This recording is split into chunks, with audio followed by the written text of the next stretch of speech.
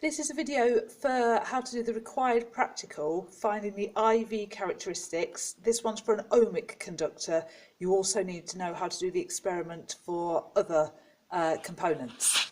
So what this means is that we are going to do an experiment where we've got to measure the current and the potential difference. So what we're going to have is we're going to have our power pack in this case with a DC power supply. We're going to have our ohmic conductor. Our ohmic conductor is just a resistor. And we're going to have to put in our circuit something to measure current and something to measure potential difference.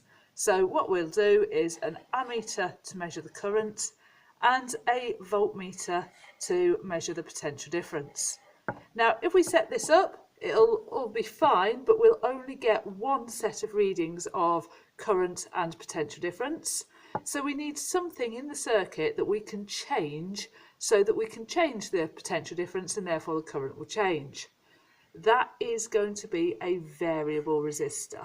Okay, so for this experiment, you need the component that you're going to test, in this case a resistor, a ammeter, a voltmeter, a variable resistor, a power supply, either a battery or a power pack, and some connecting leads. Okay, so we're going to set up this experiment and we'll have a look and see what results we can get. So I've got the ammeter, the voltmeter, I've got my power pack. Now I need to not go above 4 volts on this, so I've set the power pack to about 4 volts. If I go higher, then what will happen is we'll overheat the resistor. I've got my resistor here.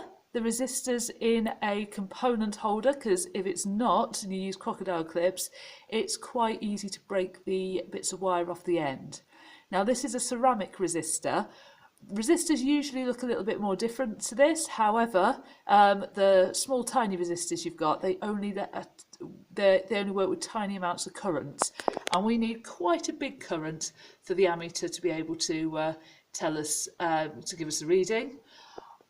I've got some wires and I've got my variable resistor. Okay, so I'll set up the circuit and then we'll see how we get some results.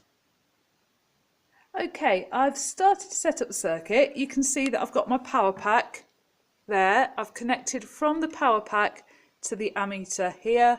I've got from the ammeter round to my resistor. I just want to show you how to connect up the variable resistor. Now the variable resistors that we're using, they've got 2 connections on one end and 1 connection on the other end. If you just plug into the end with the 2 connections, okay? So I'm going to plug from the power pack, I'm going to plug into one of those connections. It doesn't actually matter which way round these go.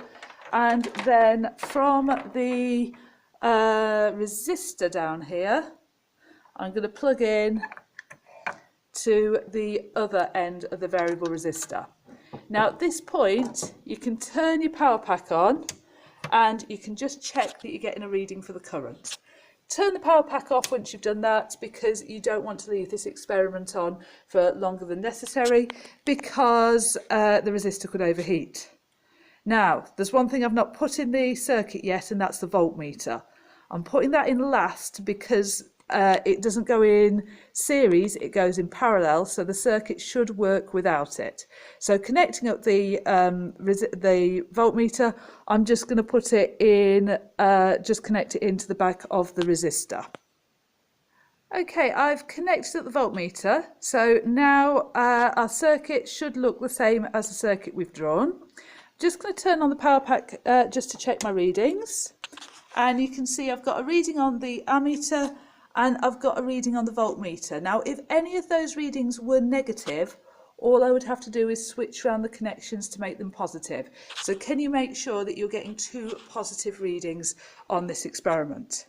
Then what we do, I'll just turn that off because we want to keep it as cool as possible. I need to make sure I've got something to record my results on. Now, our results table for this, we need 2 columns. We need to measure the potential difference, and that's going to be measured in volts. And we're going to measure the current. and that's going to be measured in amps. Okay, so we need to get really at least 6 readings for potential difference, and obviously there's 6 readings for current.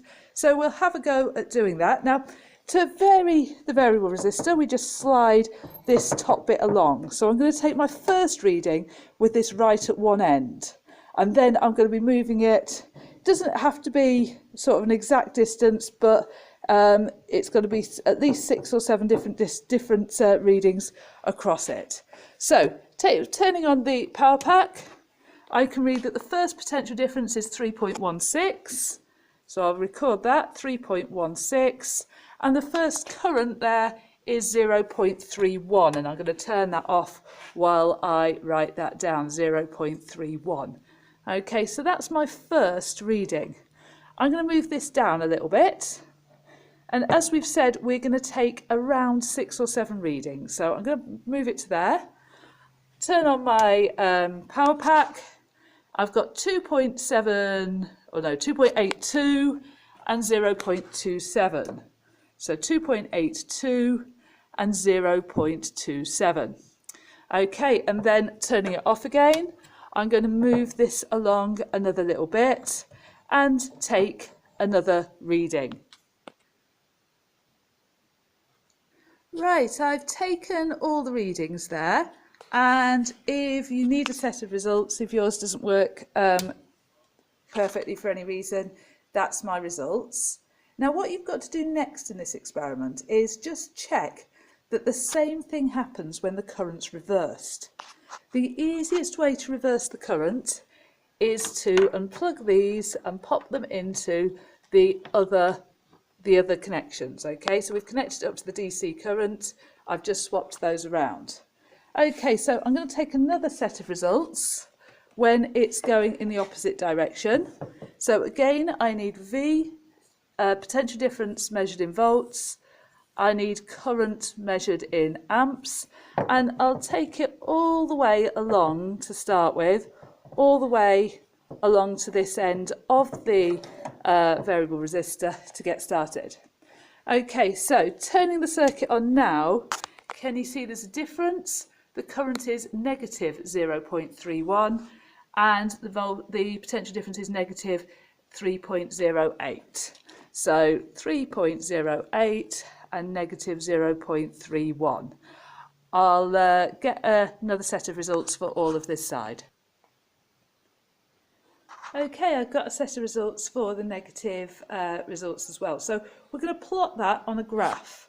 Your graph, it's going to be quite a strange graph. It's going to have a potential difference on your x-axis, but you'll need some negative parts to that and some positive, and current on your y-axis. So this is going to be potential difference measured in volts. This is going to be current measured in amps. You're going to have to think about your scales. You're going to plot your graph and put a line of best fit. And if we've done that correctly, it should be a straight line of best fit. Now, just a couple of things about this experiment. We could, instead of using the variable resistor, we could have just changed the potential difference on the power pack.